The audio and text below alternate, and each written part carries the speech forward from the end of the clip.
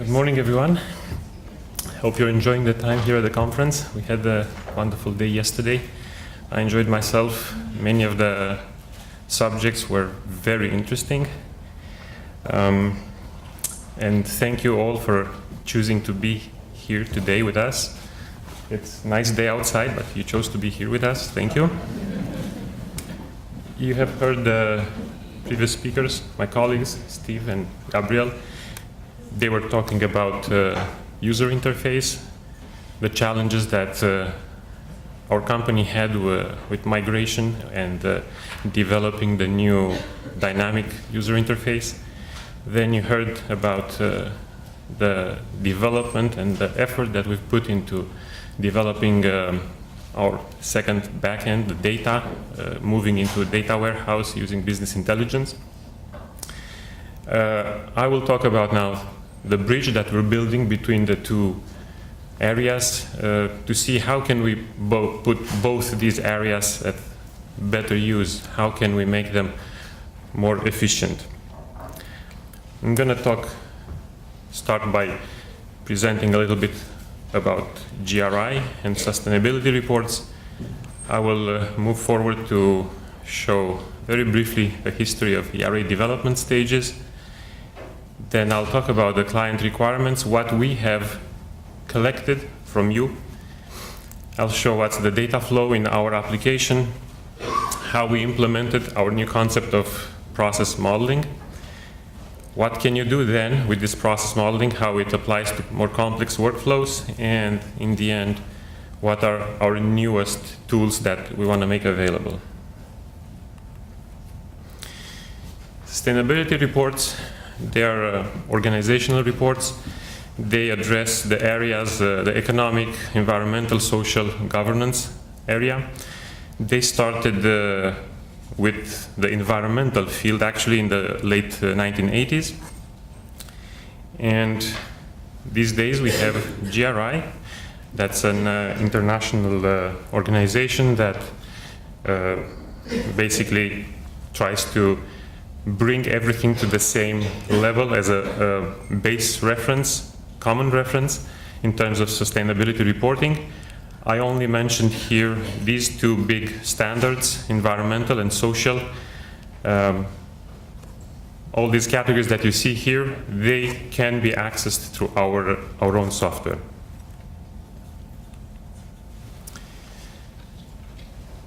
When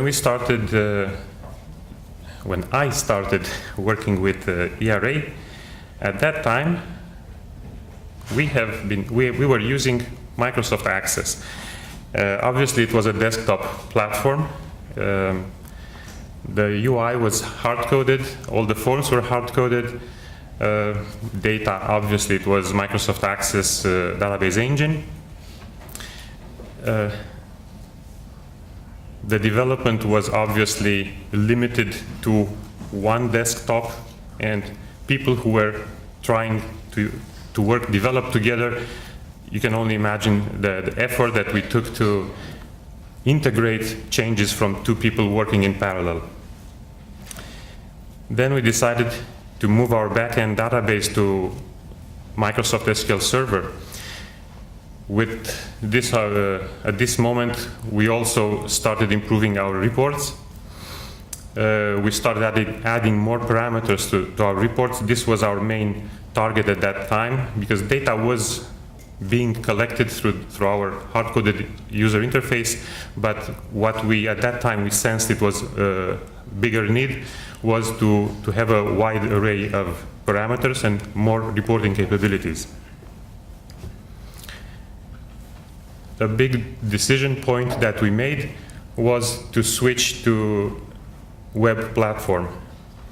I remember when we did that, the .NET platform was still in its beta version. It was version 1.0 that we started development in. I remember at some point we were very close to not use this platform. We planned to use Visual Basic and Classic ASP, believe it or not. It was a very good decision that we took then to move with Microsoft Technology.NET framework.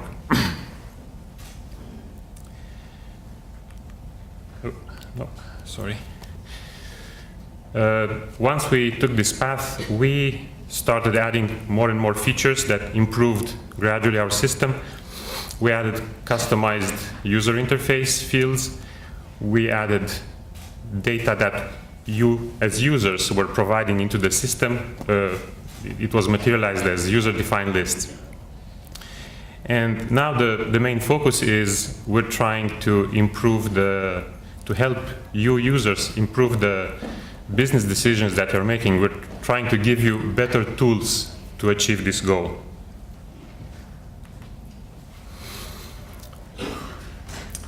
In our years of research and development, we have listened to what you, the users, have been telling us. Our tech support teams and the scientists have been playing an important role here. They were sending back to us all the information, all the discussions and the requirements that users were making to our company. One of the important trends that we extracted from here, it was that while the design is ongoing, changes happen. Requirements change continuously. And in the standard classic way of development, if the analysis design phase is gone, we started developing. That means inserting requirements at this moment, it's a little bit more difficult. So that's the point. Flexible during ongoing design was one of our main points to keep in mind. Another point was, once the development is done, the product moves into operations. It can be 2 weeks, 2 months, 2 years into use. Of course, again, requirements may change. Users come to us, we need this and this and this, but we don't want it like this, we want it in a different way. That would mean going back to drawing board and restart the development process. So another requirement that we extracted was our software needs to accept changes to be made easily, even after it was deployed. Then the next important point was everybody's concern about how long will it take. We've heard questions yesterday, today, how long will it take for a process to become live so I can use it? Just to go back into the history again, Microsoft Access, imagine we were delivering, because it's hard to say deploy, the software by using stacks of diskettes. We were mailing them to our clients. So it's a long way since then. It was taking months probably to have a full deployment to all our base of clients. Then we started having the download capabilities we offered, so clients were able to download the software and they were installing it themselves. That speeded up things a little bit.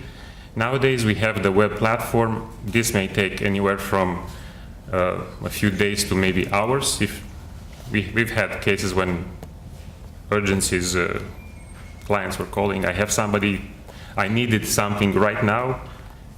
To the limit of our possibilities, we've applied the change and we deployed it so that the client can, I don't know, print a report for an inspector who was right behind them maybe. So shorter deployment cycle, that was another requirement that we retained. How does it work when using the standard accepted industry standard, we can say, way of managing a change? When it's identified, then the change is being approved.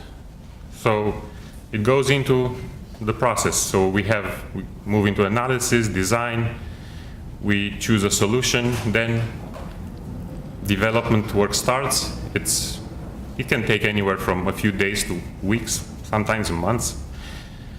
Of course, after the development finishes, it goes through a code review. It has to be approved. Then, in parallel or after this phase, there's a test. Everything happens, you see on the far right in the bottom, dev. That's our development environment. So everything happens there. It's been tested and tested until all the initial requirements have been met. Once the development testing is complete, we move it to our user acceptance test environment, the testing environment. You heard Sarah referring it to as VC5. That's our internal jargon. Again, a full set of tests is being done there on the testing environment. When everything passes, it's being deployed on production, where, guess what, again, another set of tests is happening from our side. At any of these moments, if any discrepancy, any anomaly, any bug is being identified, the cycle goes back, you see the arrows, to the development where they're being fixed. And sometimes, let's admit, maybe there was a design flaw. It can go back one step earlier, and we redo the design, and then the whole cycle starts again.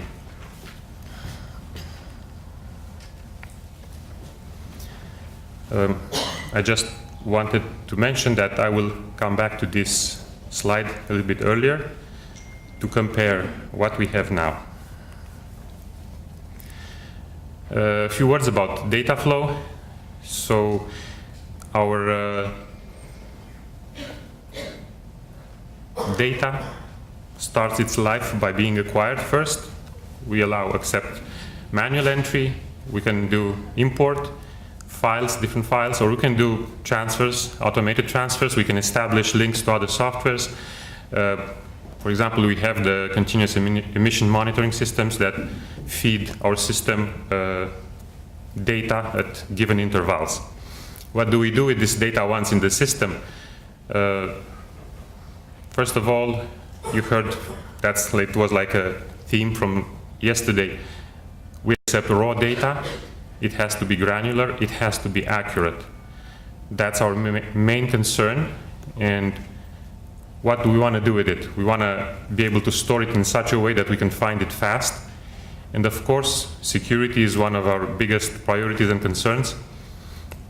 You may have heard that data, you put it in the system, you don't know where it is, but when you need it, it's there for you. I just want to assure everybody, we know exactly where that data is, and it's secure with us. Another important point is, how do we organize this data? We have to be able to ensure the flexibility of retrieving data. In our new concepts, we need to be able to allow you users to easy build relationships between blocks of data. So this makes the requirement of being available. Next step is to process the data. What's the use of raw data if you just have millions and millions of rows of data, but then you wouldn't spend time going page by page? You need a report from that. So the first step is to process this information, to aggregate, to consolidate it. You see the data warehouse, the new element that we brought into our processing system. What's the final target of this? Of course, the big reporting TRI, NPRI, that's the Canadian equivalent of TRI. The Tier 2, the NEI, GRI, of course, GHG. I would put more there, but they just keep coming at us. So we have our data that is in the system. Why do we need it? What do we do with it? How do we handle it?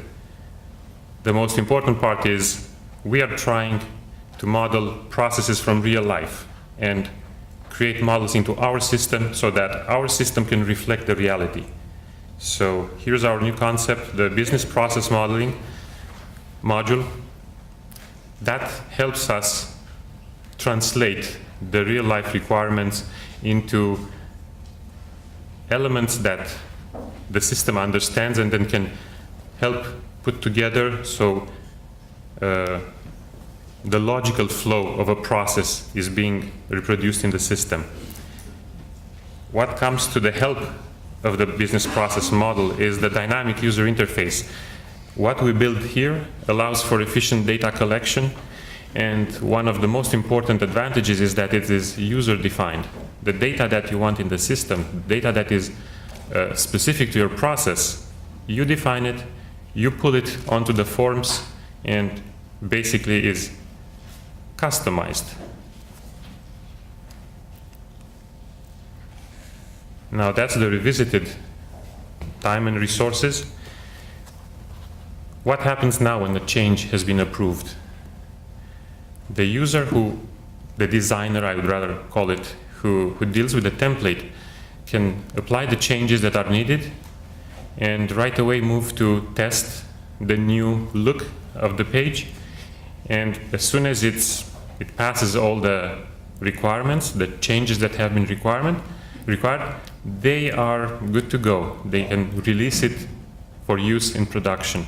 As you can see, if you remember the previous slide was showing the big loop that was going to development and test environments. At this moment, none of our development personnel, the analysts, the developers, testers, they're not involved in this short version. Imagine how many resources are being not used this time. Is basically one person that can do all this change and continue, and many times it can happen probably within one day.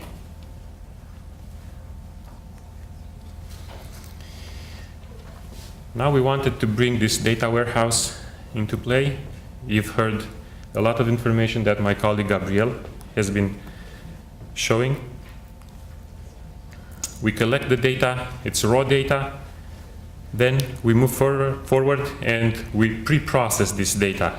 Why do we want to store it in a data warehouse? It's important that the raw data is just what it is, raw data, nothing else. It's a line in a table.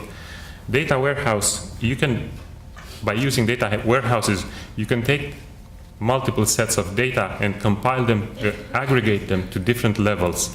So at this moment, you can say you can pack it in many different ways. So you can look at it from different angles.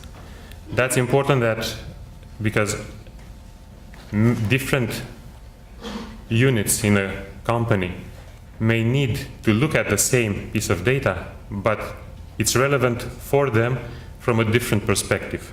And the data warehouse allows us this flexibility.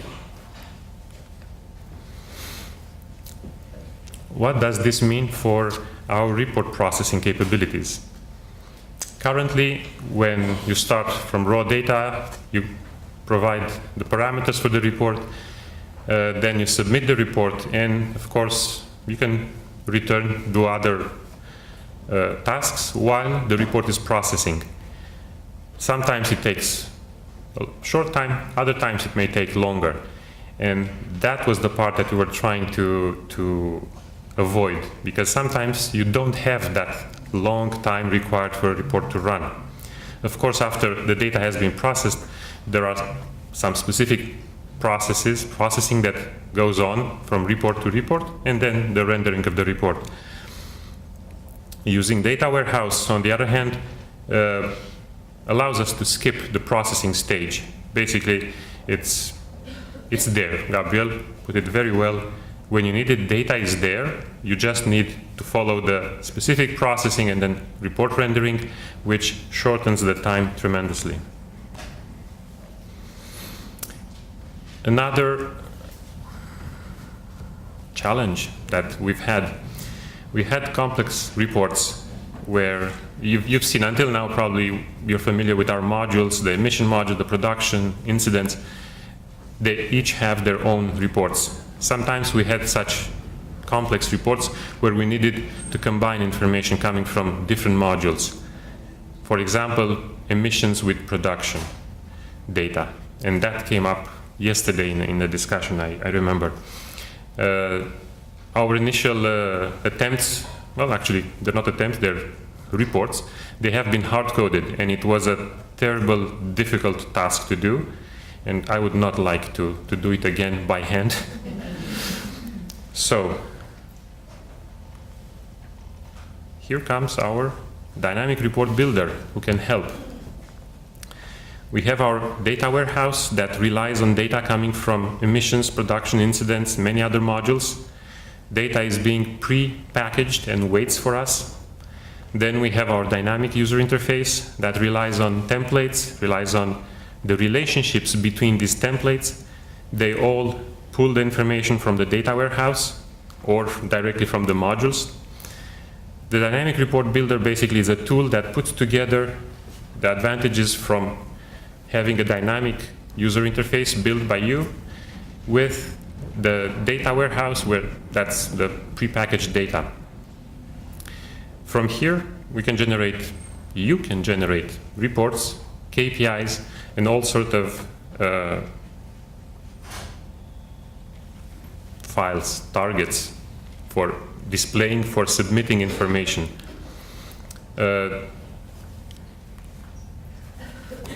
That means, and this links to what Sarah was saying earlier, we slightly moved the effort of developing new reports from developers towards scientists. And it's very true what Sarah was saying. Our scientists right now put a lot of work in doing these, building these templates, designing the templates, but nobody stops you as soon as you become more comfortable with the way this process of designing a template works, to start changing at the beginning, slowly, then creating new templates according to your needs. This is a big improvement from our point of view. The process is much shortened. When you're building the report using the dynamic report builder, you rely on the templates that have been created in the user interface. The relationships, you can put side-to-side templates. That's what we call it, joining templates. Or you can have similar data stored in different modules, and then you would need to stack them, those blocks of data. You can choose which fields you want to pull from these sets of data. You can apply conditions to reduce. You don't want all millions of records to be displayed in the report. You're interested only in this year or this month data. You can group them, consolidate at different levels. You can sort, of course.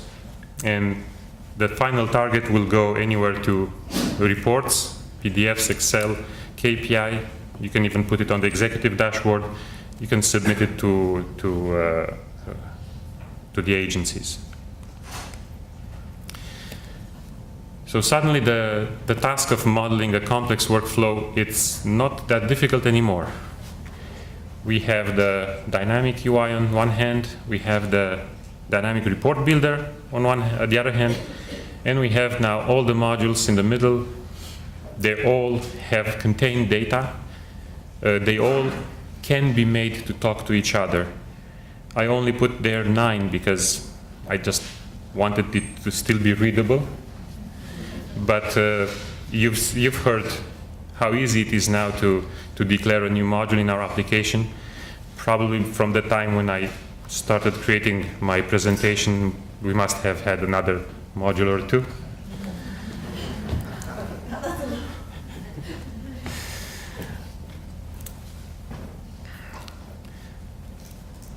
Data. As you can see, data is at our center.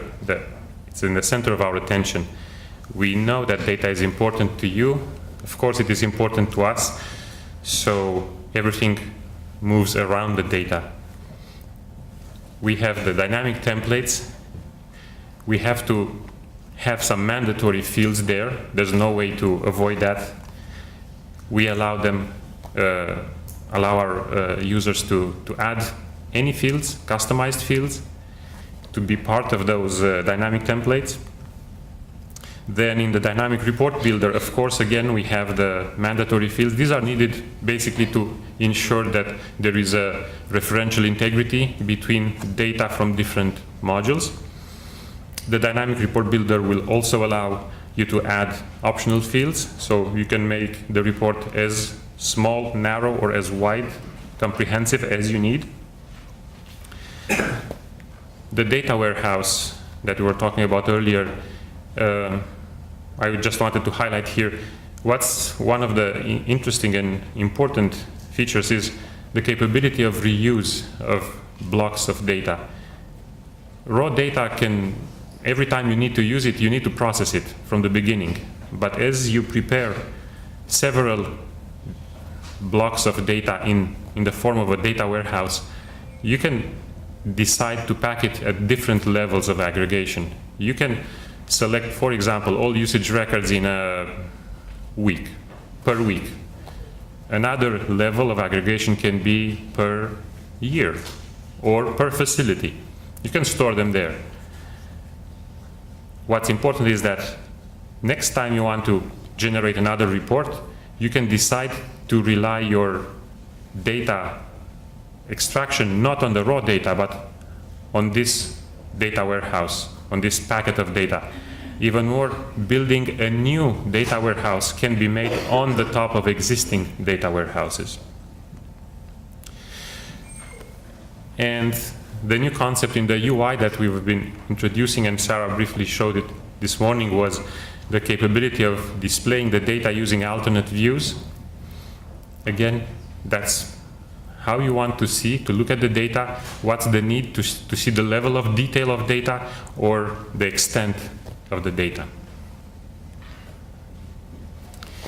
I hope you enjoyed this, and I hope I made it clear how the two blocks that we're adding to our software, the dynamic user interface and the dynamic reporting, the dynamic report builder, how they work together. Thank you.